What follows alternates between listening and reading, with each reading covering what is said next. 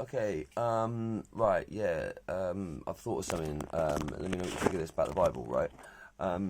Before the flood, people were living hugely long lives, and then the flood was God's great big cull, basically the biggest restart we know of, biggest reset ever attempt. And after that, humans are documented to have lived 120 years at the max, if ever reaching that. We're still doing now, right? Now, okay, how? Well, basically, as Genesis kind of explains, but very crudely in slapdash, there's a lot of genetic tampering going on to create humans and create everything. Basically, everything's created genetically. This whole thing, God just waves his finger and says, "Oh, let there be this and that." Right? No. It's genetics. It's genetics. It's a great big tit. Right, basically, it is just genetic modification, GM. No. It's genetic modification in a lab, basically. We'll go into that another time, but that's what it was, believe it or not, like it or not.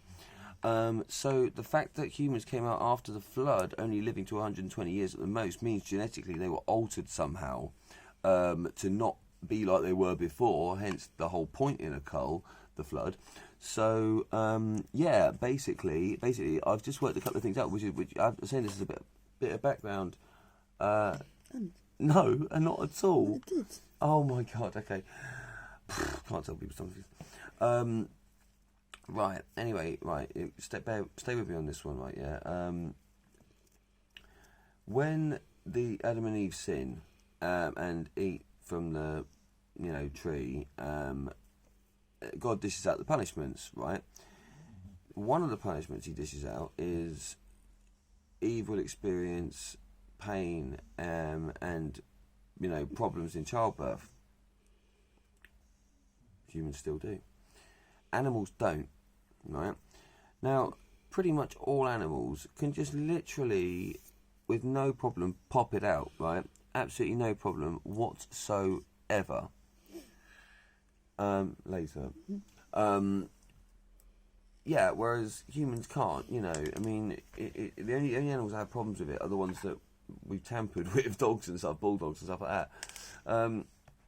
Now, and the young, not just that, but when the animals have their young, they are pretty much able to live and without, they're almost like self-sufficient in one way or another straight away. We couldn't be further opposite than that, right? Now that says to me something. That says that the human baby, is not ready to come out, but because it cannot stay in there because of the sheer size, it has to come out. And that's the problems and the pain in childbirth. So what has happened there, right? The genetic tampering with the people means that it wasn't like that before.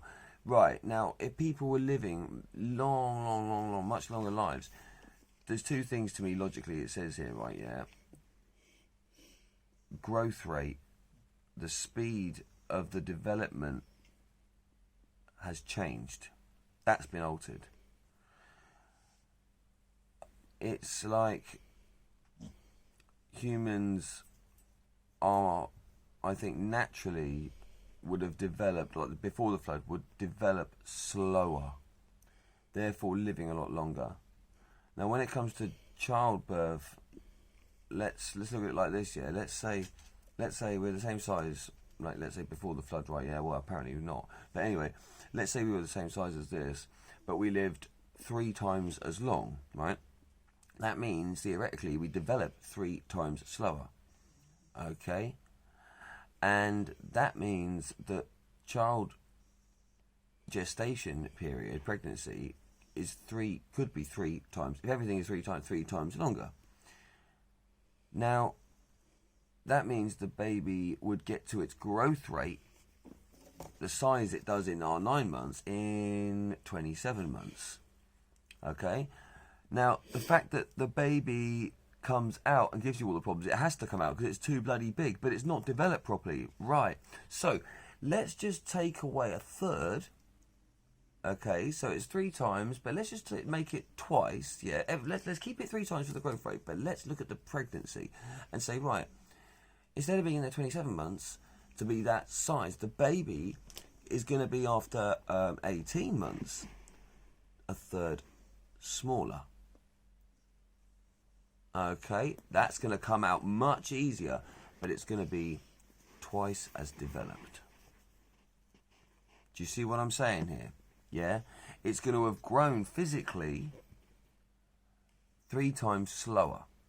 Okay, but I believe consciousness develops at a terminal rate. I think there is no. It's a bit like the speed of light. You know, apparently it can't be moved. I think consciousness can't be moved either.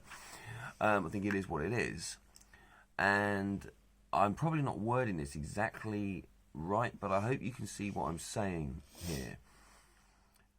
People living longer before the flood means that pregnancy was easier in theory, because it was basically like, I'm going to hazard that it was taking taking longer gestation period, possibly. Yeah, well, like say 18 months, let's say twice. But that means the baby, if everything was 3 times, it's hypothetically, that means the baby was a third smaller, therefore it would come out easier, but be developed enough, like the animals are, to be self-sufficient. There would be no pain, and there would be that. Right, now, the Genesis story of Adam and Eve, the Bible isn't chronologically correct, you see, because, and that's proven, like, for example, because when Cain apparently sins, stay with me, I'm not digressing, when apparently Cain kills Abel, he fears being exiled because he'll get lynched and killed by anyone that sees him. Well, if Adam and Eve are the only people around and their kids, who else is going to see him? That proves there was a lot more people around. Okay? Because I don't believe the animals are going to be conscious enough to go, oh, there's that Cain, lynch him, and single him out, right? So, if you go to the Sumerian tablets, it speaks of the creation of man, and the first people were the black people, Africans, then made as a slave race by the gods, or guardians. The original man, because there's 2 creation stories. The first creation story is when the gods, the giants, they were basically, the guardians were created. They ruled the earth. There was no people our size. Humans didn't exist like this, but there was big humans, different. They had a bloody great war. Right, yeah, and then the war was basically, I don't know exactly what it was over, but well, I could go into that, that's a different story. However, when the war was over, the place needed to be rebuilt from scratch, and they needed manpower, because the prince, the one in command then at the time, the Esther Jehovah, was treating his labourers very badly. They had an uprising, they tried to lynch him, they went on permanent strike, and he went to his brother, what do we do? Enki, the creator, and he then came up with, right, let's make something the same as us, but a lot smaller, so it can't revolt, can't be dangerous. And that's where all the problems come in, physically. We can't go out without clothes, we can't sunblock, we need glasses, we get scratched and torn to bits by bloody thorn bushes without clothes on. Yeah, animals don't have any of these problems.